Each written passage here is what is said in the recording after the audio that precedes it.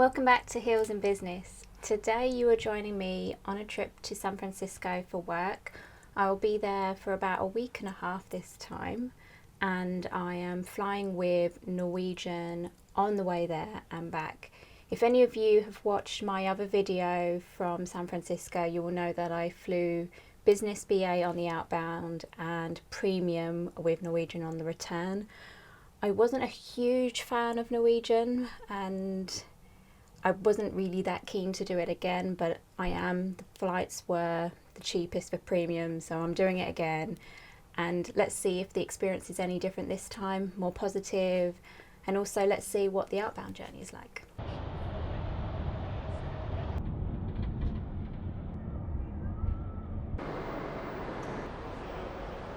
Just made it to Gatwick South Terminal. Haven't flown from here for a little while because I'm going mainly to Heathrow.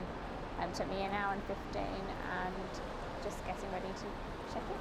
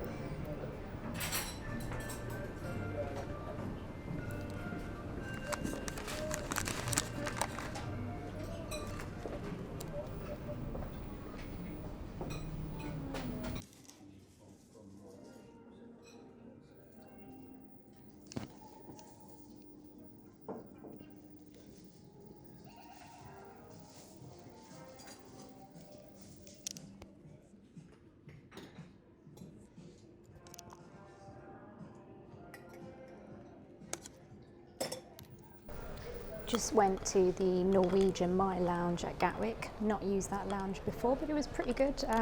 Selection of food, good selection of drinks, pretty quiet, quite contemporary looking. And yeah, no complaints there. They had lots of cakes, popcorn that you could put your own selection of toppings on, so like cinnamon, sugar, salt, etc. So yeah, quite good.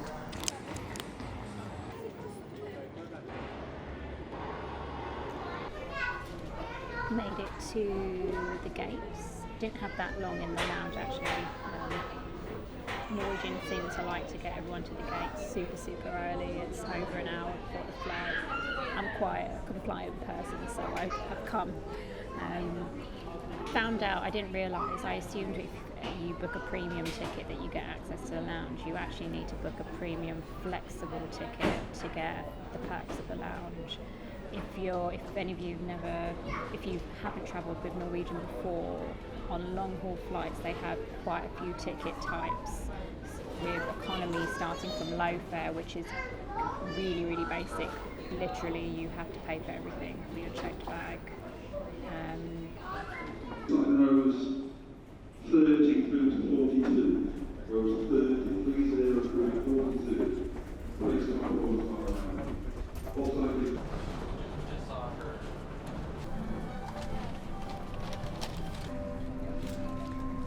Sorry about that, I was abruptly interrupted whilst I was trying to explain the ticketing types of Norwegian to board the flights, so they do board really early. But as I was explaining, they have different types, so low fare plus, flexible, premium flexible, and it's the premium flexible that has all the perks, otherwise you pay for a lot. She came back. It's quite warm, so I decided to take my top off. Not the easiest filming when people are trying to board, it would appear. But yeah, nice space on the flight.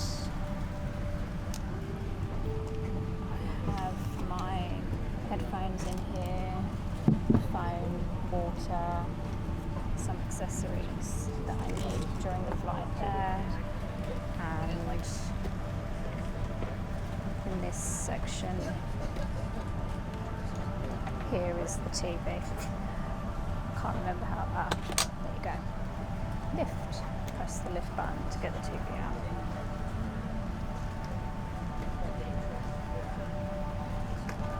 We have USB here. Nice screen. Ladies and gentlemen, to avoid The tray table is on this side with the controls for the feet. I remember last time I had to do something to get this to work properly. I'm sure it will all come back to me eventually. This is the lovely blanket that they provide in premium. It's not bad, but that's pretty much it if I remember correctly from last time. There is no amenity kit or pillow that you get with Norwegian.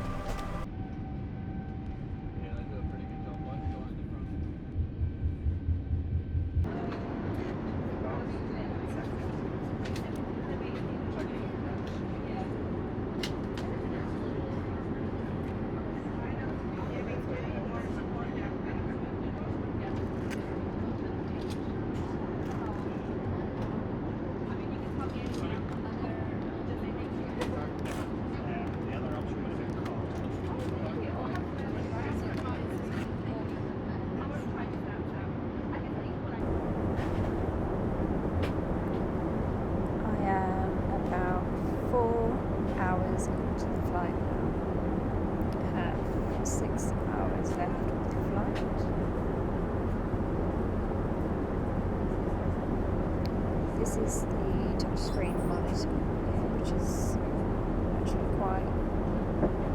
quite good. If you go home here, you have videos.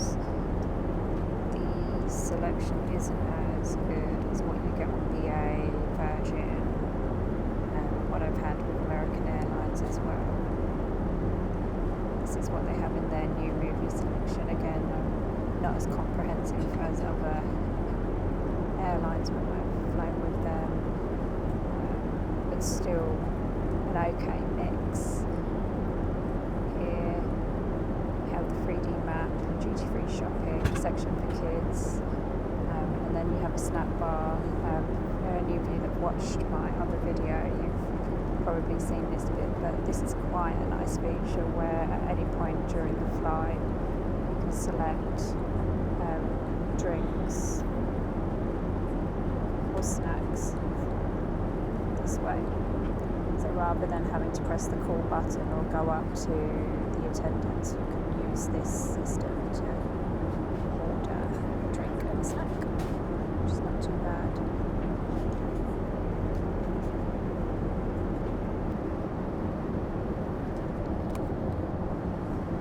Right, so I have just under 3 hours left with this flight. I slept for a bit and then grabbed some coffee and have been doing some work for the last couple of hours. The flight's going okay so far. Thought I would show you how to use the snack ordering system if you want a drink. So thought I would show you how to do that. So if I go back to the home, here you can select what snack order. Then you have your options, drinks, snacks, and I would like a drink. I'd like some sparkling water. Click on add items, buy, place order. And that's it. Really, really easy and quite convenient actually. Much prefer that over calling the attendant. I've used it a few times on my phone already.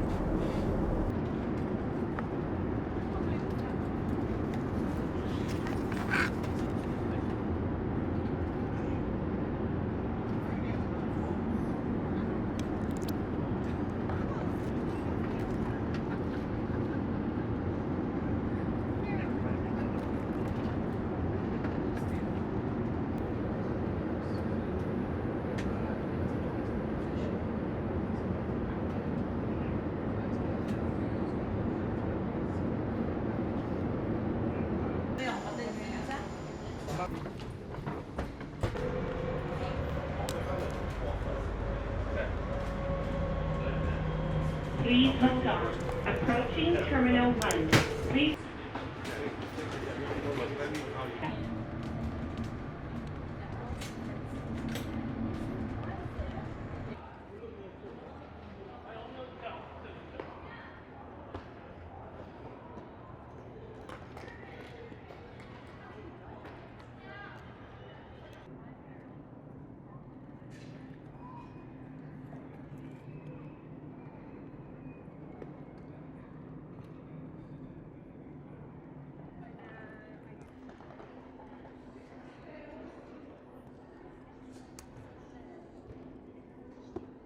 Made it to San Francisco Airport. It took me about an hour to drive from Milpitas to San Francisco. By the time I got fuel, dropped the car off, yeah, it was about an hour. And checked in at Norwegian. That went pretty smooth. There was just one person in front of me, and I am travelling back in Norwegian premium class again, and I have access to the lounge, and as I found out last time, you only get that if you buy the flexible fare with Norwegian, so not just a premium economy ticket, but you need the flexible fare, and it is the China Airways Lounge. I was in San Francisco for over a week this time, so I do feel that I've finally come round to the San Francisco time, and now I'm going back to the UK, which is 8 hours behind. Yeah. That's the downside of long haul travel, or the effect of going back and forward in time.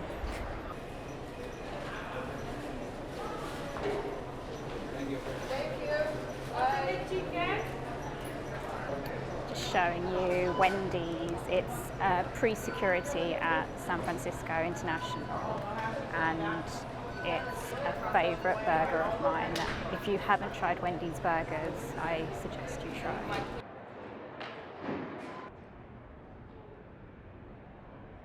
Made it through the not so fast track security. Bit frustrating, but made it through now and making my way to China Airlines Lounge. Hi. It's the...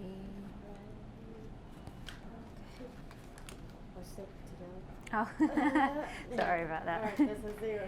Great, thank you.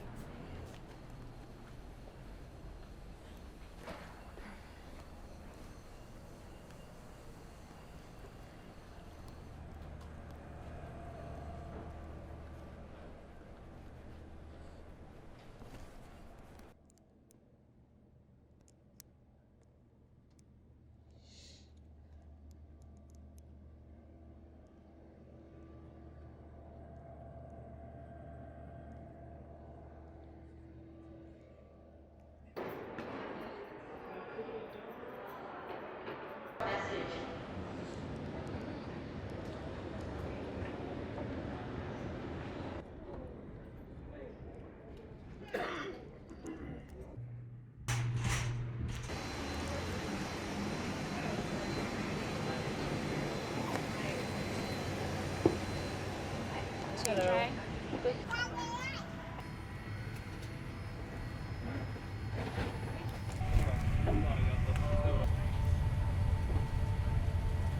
I have boarded the flight and we are due to take off any moment now. I've flown Norwegian quite a few times now. It's the third flight. Got my blanket. And as I know, they never give you any sleeping mask or socks, so I have my BA World Traveller that I got from business with BA with me, and it's got some flight socks that I've not used with BA and a sleep mask to get me through. So combining the amenities that I've got from different airlines on this airline. So yeah, always worth keeping these for when you travel. Hopefully I will get a decent night's sleep. I'm not that hungry, so I might skip dinner and go straight to sleep, or relax, watch some TV, then sleep, and then wait for breakfast in the morning.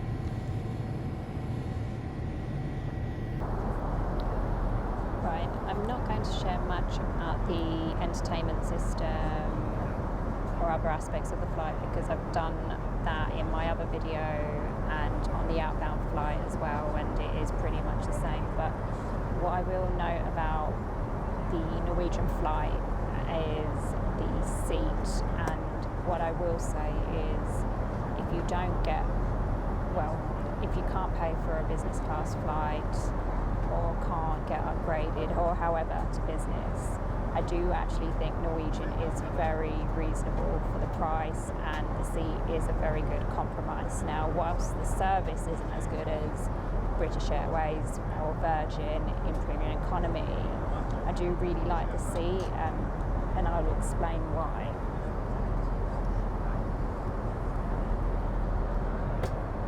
Right, so here we've got a couple of options on the seat. So this one literally puts the seat back, but this is the bit that I really like. And if I push that back, you have a calf rest here, and then I can push that out, and then there's another button here. If I push that up, I can push that down with my feet. And for me, especially on a night flight, this really helps me to get comfortable and get at least rest and sleep a lot better, because even with BA and Virgin, when I'm on their premium economy seat, all you have is a footrest over there, that like towards where my feet is pointing to, and I always find that I'm struggling. For me, I'm always struggling to reach my legs, my feet to that rest, and I don't get enough support under my calves. So for me, this is a better compromise if you can't get a business class seat, although the service is nothing compared to BA or Virgin, and also the entertainment options in terms of the film selection is not as good.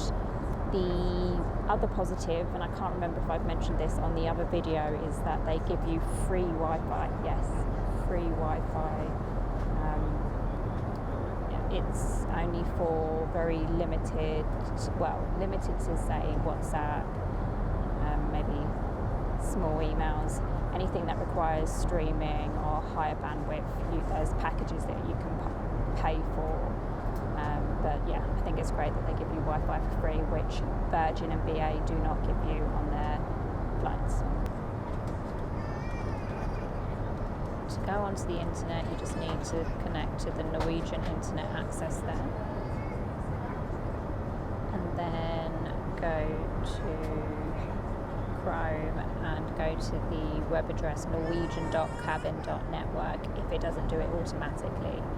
And then if you click on go online, it will give you the options in terms of packages. So €12.95 for streaming, so streaming of music, videos, etc.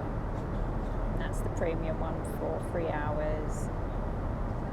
Social and surf for 3 hours, $4.93. Or what I'm going to select, which is the free option, which is limited internet access and lower internet speeds. And where I've used this in the past before, this is more than adequate for WhatsApp and some emails as well. And select that and then put your email address, and yeah, it's really easy to connect to the Wi-Fi. I have to say, it's working on 2 of the trips. On the outbound trip, the Wi-Fi was not working. They apparently had reset the Wi-Fi a few times, but no luck on the outbound. But the internet does seem to be working today. Well, it has been quite a long day, and it will be a long day by the time I finally get back to the UK and home. My plan is to now watch a film and hopefully get some sleep. We're now preparing for landing. All hand luggage located on the floor must be placed under the seat in front of you or in the overhead bins. If you are seated in a front row,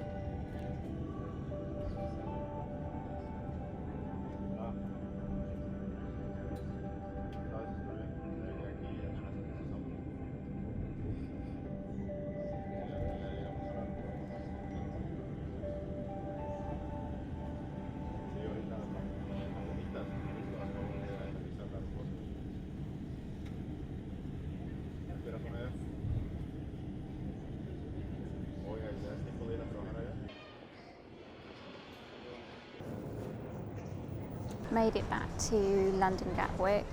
In my head I thought I was landing into Heathrow, so I was really happy when I realised I'm actually landing in Gatwick, as it's much closer to home. It's the little things in life. Managed to get some sleep. I would call it an uncomfortable sleep, but I slept intermittently nonetheless, and just happy to be finally going home.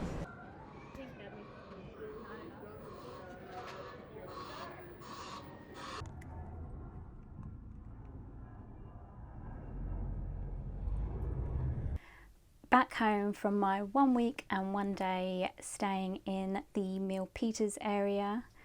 It was a good trip overall, and I would say what's really nice, every time I go back to San Francisco, well, fly into San Francisco and spend time around the Bay Area, Silicon Valley, I realise there's so much to do around there and loads of places that you can drive to in a day. And it is an area that I would highly, highly recommend visiting, especially doing Highway 1 if you ever get the chance. I did that last year. I will hopefully do it again, and if I do, I will definitely share that with you. But yes, it was a good trip. Great to have the weekend in the area and not just be working all the time, and finally good to be back home. Hopefully you found this video interesting. Please comment below. I'm always going back there, so if you have any suggestions of where I should be visiting, please let me know. Don't forget to subscribe and to like.